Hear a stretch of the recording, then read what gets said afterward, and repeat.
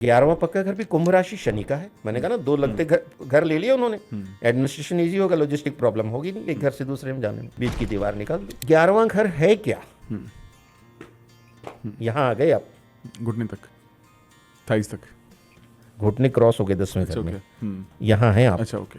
11वें घर में आपकी पिंडलियां कहलाती हैं। हाँ, आप यहाँ आ गए तो 11वें घर में अच्छे ग्रह बैठे हैं तो आपके पाँव में कभी कमजोरी नहीं आएगी, तकलीफ नहीं होगी। ये सारा कोरिलेशन है। अब 11वां घर है कोर्ट रूम, न्यायालय। आपने देखा होगा जज जो है ना, काला कोट पहन के बैठा होता है। काला ही क्यों पहनता है?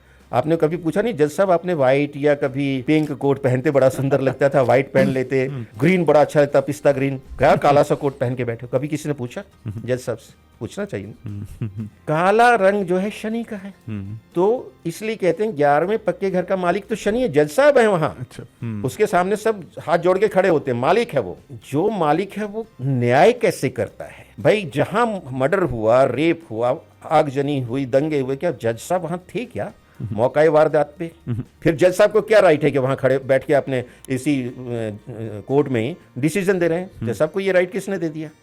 जज साहब को राइट है क्योंकि शनि जी ने उनको असाइनमेंट दिए कि वो कर्म फल दाते हैं, कर्मों का फल देना है, इसलिए हैं। कर्मों का फल देते कैसे हैं? उनके सामने कटघरे में खड़ा होता है गवाह। गवाह जब खड़ा होता है तो अपने धर्म की कसम खाता है, अपनी धार्मिक पुस्तक की, गीता हो, कुरान हो, बाइबल हो। अगर गवाह ने गवाही ही गलत दे दी, झूठी दे दी, जज साहब क्या करेंगे? तो जज साहब जब डिसीजन लेते शुरू होता है गवाहों की गवाही के आधार पे, पहला गवाह ये कहता है, दूसरा ये कहता है, तीसरा ये कहता है।